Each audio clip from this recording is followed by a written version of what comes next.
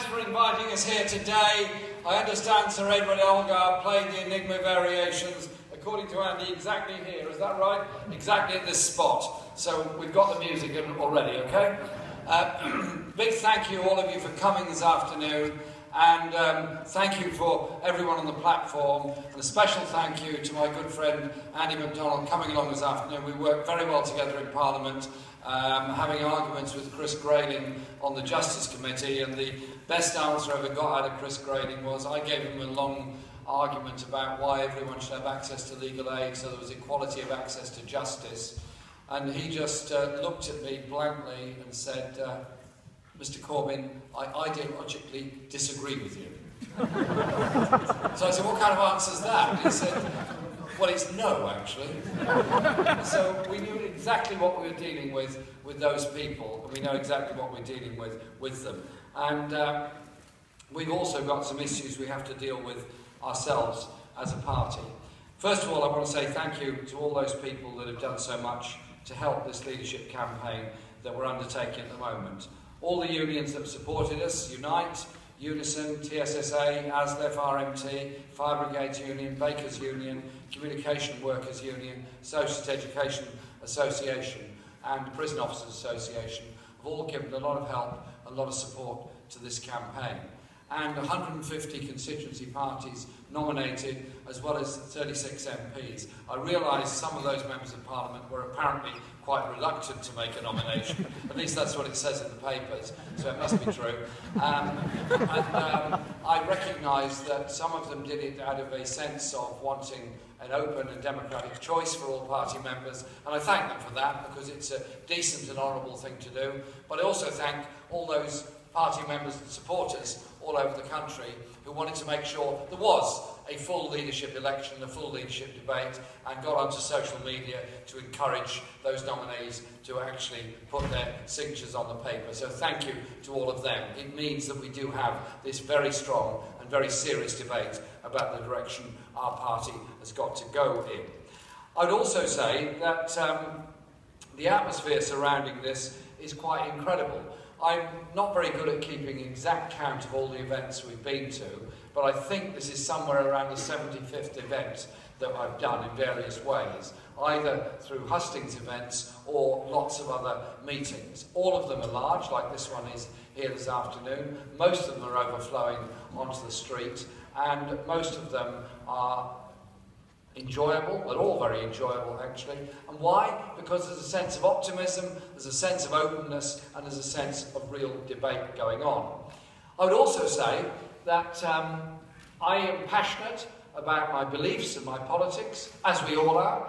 I'm passionate that we live in a decent and respectful society, and therefore I absolutely will not, never have, indulge in personal abuse, name-calling, or reprisal.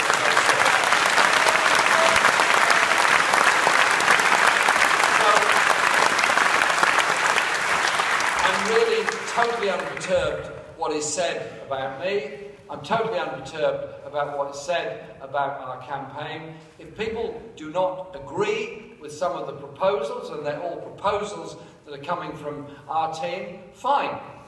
Tell us where you don't agree. Make an alternative suggestion. But above all, engage in the debate. Engage in serious, real politics.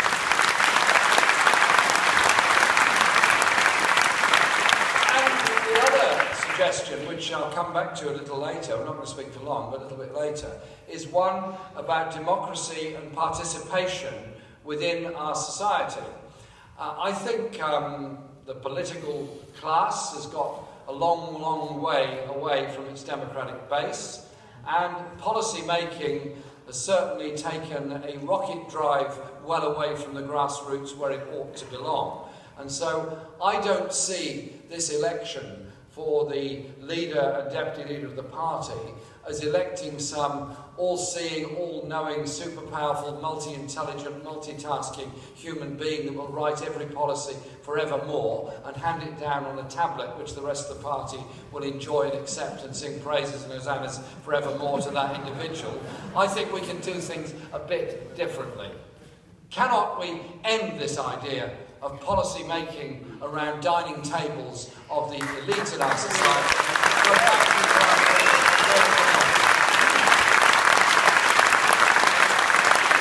So this is about democracy in our party.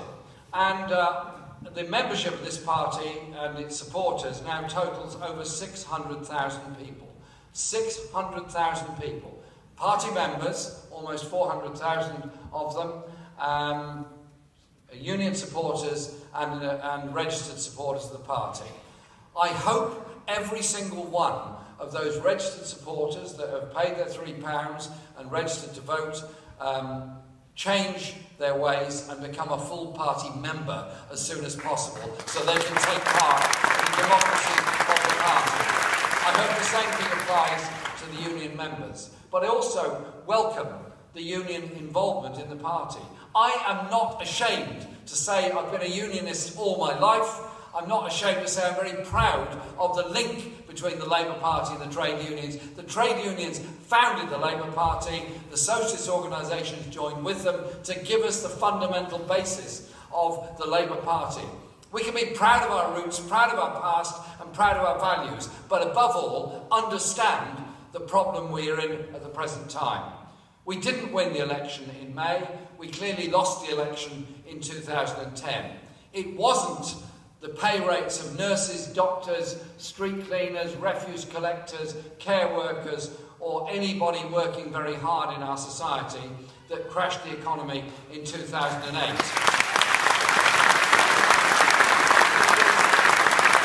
Unregulated banks, with their directors and chief executives on telephone number salaries, who then apparently were so dispirited in their work they needed telephone number bonuses in order to encourage them to go to work and receive their telephone number salaries. I've always found it very odd the way that very high-paid people in the private sector seem only capable of getting out of bed and going to work in the morning if they've got a big bonus at the end of the year.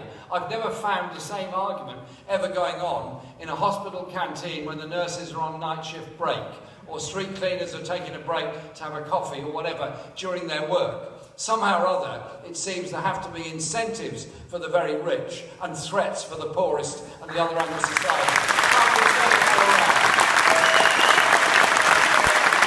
That banking crisis was very serious, obviously, and the government, and I was in Parliament at the time, did the right thing in bringing the banks into public ownership, did the right thing in giving a very large, effectively soft loan through quantitative easing to those banks in order to keep the economy afloat, did the right thing in raising benefits and pensions initially, because that put money into the economy, because there's a fundamental economic lesson. It's called the economics of everyday life. If you haven't got much money, you're forced to spend it to buy food, to travel, and all the things that we need in everyday life. If you're very rich and you get more money, you salt it away somewhere in a tax haven, put it in a distant savings account, and it ain't any good to anybody else but those very rich people. So there is a thing there about ending inequality. Kind of helps the economy grow, you know what I mean? Fundamental economic lesson. And then the mistake, and I believe it was a very serious mistake, was not to take control of those banks and direct them as to how they behave, and direct them to invest in jobs, in infrastructure, in housing in our society. We basically let them carry on as they were before, and now George Osborne, the Chancellor, is selling those shares off, our shares, at a loss. He is wrong. Those banks should be publicly owned as well as publicly controlled. So, we then ask the question, why we lost in 2010.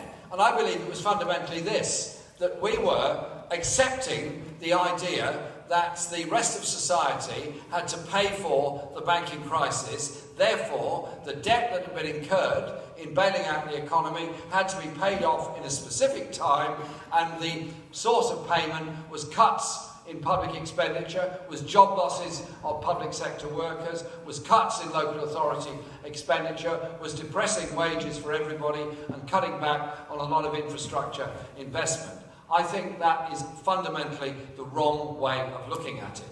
Austerity has worked It's worked for the minority, it's worked for the wealthiest, it's certainly damaged the life chances of the poorest. We are now the most unequal society anywhere in Europe as a result of 5 years of austerity. And 5 more years of this Tory government in office, albeit with a small overall majority, will make us an even more unequal society. Look at the budget they've just put through. The budget, selling off £30 billion worth of state assets in 1 year, almost double the largest amount Margaret Thatcher's government ever sold off, making more cuts in local authority expenditure, therefore costing jobs, therefore damaging adult social care, therefore damaging every local service everywhere in the country. It also, together with the welfare bill, attacks young people, takes away the opportunity to go to college for the poorest youngsters, takes away the educational maintenance allowance, now gone, takes away the possibility of advancement for many young people. Also, cruelly, says the 3rd child onward in any family will not get any state support whatsoever. Sorry, our country signed the Universal Declaration on the Rights of the Child, in which all children should be treated equally and supported equally by our community. Sorry, simply wrong in how it's been done. And we have a welfare reform bill, welfare reform piece of legislation that is disgraceful in the extreme. It introduces an even lower benefit cap. It does nothing to control the high rents that much of the benefits go to pay. It does nothing to increase the low wages that are subsidised by in-work benefits because there are such low wages paid in so many parts of the country. And it continues to take benefits away from those with disability conditions and even those with mental health conditions. It continues with the cruelty of the availability for work tests and all the horrors that go with that, where some people have even taken their own lives out of fear of the situation they've been placed in. And as a society, we've become cruel, we've become ignorant of the needs of many others, and we've frankly passed by on the other side while too many of our fellow citizens are struggling and in a very bad place. So it cannot be, as a Labour movement, proudly say, yes, we support a National Health Service free at the point of use for all as a human right, and also say we want a real social security system that doesn't consign anyone to destitution, does not allow people with many complex conditions, disasters, problems they've had, ex-service people and many others, to end up sleeping and begging on the streets of this country. Surely we can be big enough to say we want to live in a society where that sort of thing simply does not happen. You might say this is electorally impossible to say that kind of thing. I'm told that all the time. I'm not so sure. I think there's a lot of people out there that do feel concerned about the growth of inequality in our society, do feel concerned about the loss of opportunity and talent for many young people, do feel concerned about the levels of poverty and homelessness that exist all over our society, and do want us to do things differently, such as expanding our economy, such as a national investment bank to invest in rail and housing infrastructure, such as a programme rapidly introduced.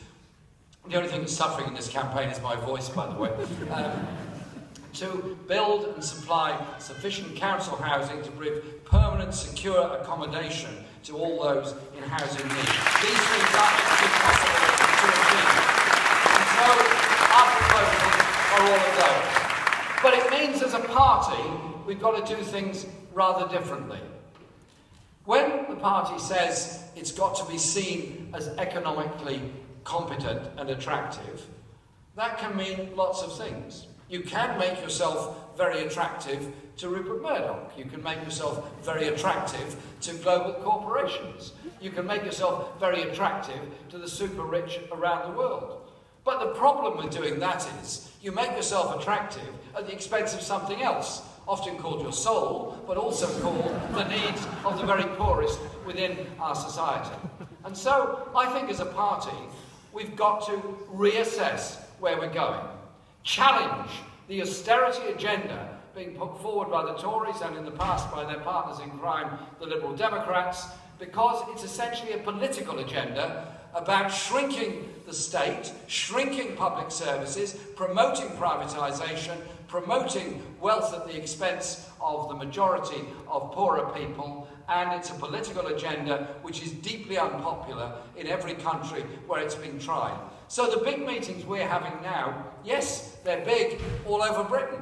England, Scotland, Wales, Northern Ireland, they're big wherever we're holding them. The same kind of thing is happening in many parts of Europe, where people have had enough of the austerity agenda and the cruelty with which it's been carried out against the people of Greece, for example. And in the USA, Bernie Sanders' campaign for the Democratic nomination, which he started, is attracting massive crowds of 20 and 30,000 people in football stadia all across the USA when he's challenging the whole concept of the growth of wealth, obscene levels of wealth amongst the minority, very wealthy in the USA, at the expense of the poorest. There is some kind of global movement going on, and I think it's very, very exciting. And I think it's something the Labour Party should be able to understand and embrace.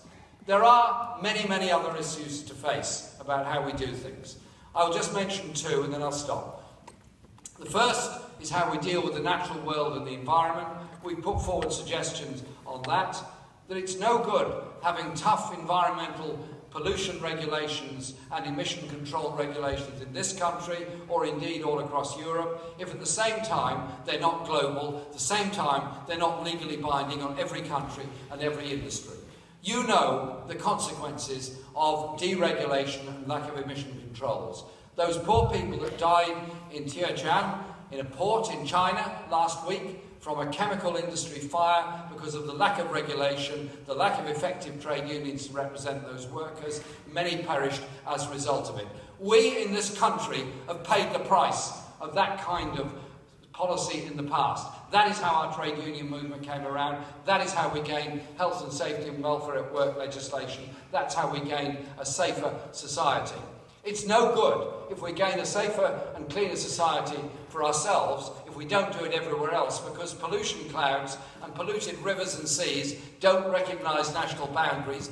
They flow and blow where they're going to go. And so there has to be a global approach to how we protect this planet and our environment. And that is one of the suggestions we put forward in our policy document. And the last point I've made is on overseas issues. I have spent my life campaigning on peace, justice and human rights issues. And sometimes people choose